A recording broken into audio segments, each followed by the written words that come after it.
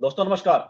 मैं प्रशांत कौशिक सम्मान इंडिया के मंच पर आप सभी का हार्दिक स्वागत करता हूँ, हार्दिक अभिनंदन करता हूँ। जो हमारे साथ मंजीत सिंह कौशल जी भी हैं, कांग्रेस के बड़े नेता हैं और सामाजिक व्यक्ति भी हैं, बहुत विभिन्न सामाजिक संगठनों में जुड़े हुए भी हैं और सिख समाज ने भी कल बार सेशन को समर्थन भी दिया। तो क्या लगता है आपको, सभी वक्ताओं ने जैसे कहा कि इस क्षेत्र की मांग है, एक आम नागरिक की बात है, ये मांग है, उसकी आवश्यकता है उसकी, इस क्षेत्र की।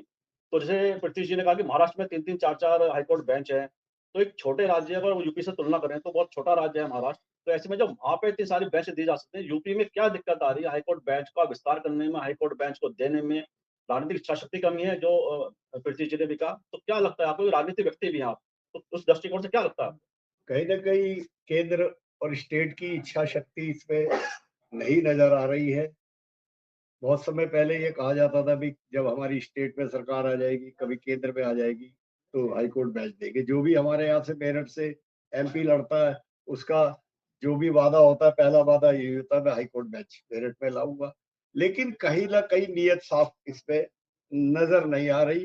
कारण कि वहाँ नेतागिरी ज़्यादा है, वहाँ के लोग क ज़्यादा मजबूत हैं, हम लोग कमज़ोर हैं, हम कमज़ोर नहीं है। ये क्रांति धरा है। और अभी पीछे बार वहाँ कचहरी के अंदर मीटिंग हुई थी, तो मैंने एक बात कही थी कि इसको केवल वकीलों का आंदोलन मत रहने दो, इसको जन आंदोलन बनाओ। मैं वर्तमान वकीलों की कमेटी संजय भाई जी को बहुत-बहुत धन्यवाद देता हूँ कि वो वाक़ई में जन आंदोलन बनाने में कामयाब हुए। और मैंने कहा था, भगत सिंह जी ने असेंबली में एक बम फेंका था और उन्होंने कहा था बहरों के कान खोलने के लिए धमाका ज़रूरी है। मैंने वहाँ भी कहा, मैं कहा क्रांति धारा लगता है एक कुर्बानी और त्याग मांग रही है और ये बहरों को जो हमारे अड़चने बने हुए हैं, तो कहीं न कहीं क्रांतिकारी कदम भी हमें उठाने पड़ेंगे इस क्रांति धारा में। हमारा संयुक्त पश्चिमी उत्तर प्रदेश संयुक्त व्यापार मंडल ने, गुरुद्वारा श्री गुरु सिंह सभा ने, हमने पुरजोर तरीके से इनका समर्थन किया है और कहीं पीछे नहीं। सड़क पे कल भी सड़क पे उतर के करेंगे। वकीलों के हर आंदोलन के अंदर पश्चिमी उत्तर प्रदेश व्यापार मंडल और हमारा गुरुद्वारा प्रबंधक कमेटी और हम सामाजिक लोग लगातार जुड़े रहे। हम चाहते हैं ये हम लोगों की भुक्तभोगी है।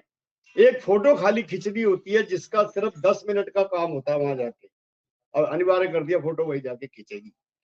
उसके लिए हमें 12-14 घंटे जाते हुए सफर, आते हुए सफर और बहुत सारी परेशानियों के बाद गुजर के गाड़ी, ट्रेन वापसी की शाम की।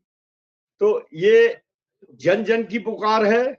और हमारे पंजाबी में एक नारा बड़ा मशहूर है, साडा हक इत्थे रख। ये भगीरथी प्रयास होने चाहिए। जैसे देश की आजादी के लिए यहाँ से 1857 में क्रांति उठी, एक कल 17 दिसंबर को मेरठ की धरती से फिर एक इनकलाब जिंदाबाद और साडा हक इत्थे रख हाईकोर्ट बेंच पश्चिमी उत्तर प्रदेश में दो। कल ऐसी पुरजोर आवाज उठेगी और तमाम की भावनाएं, चाहे वकील है, व्यापारी है, ट्रांसपोर्टर है, धार्मिक समाज के लोग हैं, हर वर्ग के लोग हैं। मेरठ का हर प्राणी चाहता है कि हाई कोर्ट बेंच पश्चिमी उत्तर प्रदेश में आए और सस्ता और सुलभ न्याय हर जरूरतमंद को प्राप्त हो। और मैं निवेदन करना चाहता हूँ, हुकूमत के जो मालिक हैं, आज सत्ता में बैठे, बड़ी ताकतों में बैठे हैं, आपको पूरा उत्तर प्रदेश सैल्यूट करेगा अगर आप इस देन को दोगे। तो आज जैसे गांधी जी की फोटो लग रही है, भगत सिंह की लग रही है, तुम्हारी भी लगेगी सदा सदा के लिए। आप हाई कोर्ट बेंच देने का प्रयास, मैं प्रधानमंत्री जी और उत्तर प्रदेश के मुख्यमंत्री जी से अनुरोध करता हूं कि वो हाई कोर्ट बेंच देने का, ये खाली वकीलों की आवाज नहीं, एक एक जन पश्चिमी उत्तर प्रदेश उनकी आवाज है। जय हिंद, जय भारत।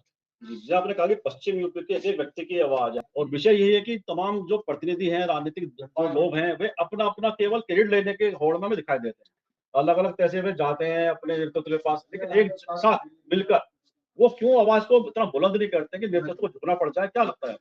बहुत बढ़िया बात कही, जो मैं खुल के कहना चाहता था आपने प्रारंभ के। औपचारिकता निभाई जा रही है कि मैं भी गया, मैंने मेरठ के हित की बात करी, वो अलग से गए, मैंने मेरठ के हित की बात करी। ये तो खुले दिमाग खुले दिल से जब तक काम नहीं होगा कि हमें मेरठ को कुछ देना है। हम यहाँ पर पार्लियामेंट मेंबर बने हैं तो ये मेरठ को वादा करके बने हैं कि मेरठ को हाई कोर्ट बेंच पश्चिमी उत्तर प्रदेश में दिलाई जाएगी, दी जाएगी। लेकिन कहीं भी ऐसा मुहिम, ऐसा टारगेट और अपनी जान की बाजी लगाकर निष्ठा के साथ कहीं ना कहीं काम नहीं हो रहा है, नहीं हो पा रहा है। इसी वजह से आज तक हम लोग कामयाब नहीं हो पाए। जिस दिन निष्ठा से लग जाएंगे हमारे जनप्रतिनिधि, तो निश्चित हमें इसके अंदर सफलता प्राप्त होगी। और नहीं तो एक दिन ऐसा आएगा, जनता सड़कों पे होगी, जनता को इस लड़ाई को अपने हाथ में लेना पड़ेगा। इनके आसरे पर अब ज्यादा रहना ठीक नहीं है। ये प्रलोभन देके अपना पार्लियामेंट में पहुंचे, कोई विधानसभा में पहुंचे, चाहे किसी पार्टी के हो, जनता एक ठगी सी मेरठ की महसूस कर रही है। वकील आंदोलन कर रहे हैं, इतने भयंकर आंदोलन, ये इतने बड़े बड़े आंदोलन करे, वो छोड़ छाड़ के वकालत, एक आम जनता की लड़ाई लड़ रहे हैं। तो इसमें साफ मन के साथ जो हुकूमतें हैं उनको लगना पड़ेगा। सब लोग एक साथ आ जाएं, निजी स्वार्थ छोड़कर तमाम इस पूरे क्षेत्र के हितों को अगर मद्देनजर सभी एक साथ आ जाएं और अपने जो स्वार्थ है छोड़ दें और इन शब्दों के साथ चर्चा को विराम भी देते हैं। और मैं देखा कि किस तरह से समाज के विभिन्न तबकों ने पूरे हाईकोर्ट बेंच के लिए कितना उन्होंने बताया कितना महत्वपूर्ण इस पूरे क्षेत्र के लिए, क्योंकि आम नागरिक प्रयागराज जाने में उसे कितनी दुश्वारी झेलनी पड़ती है। और इन शब्दों का चर्चा को विराम भी देते हैं। और मैं आपसे भी आग्रह करता हूँ वीडियो लाइक करें, शेयर करें, कमेंट करें, साथ ही समान इंडिया यूट्यूब चैनल को सब्सक्राइब बेल आइकन अवश्य दबाएं, इस चैनल के अपडेट आपको समय से मिलते हैं। आप सबका बहुत बहुत धन्यवाद। बहुत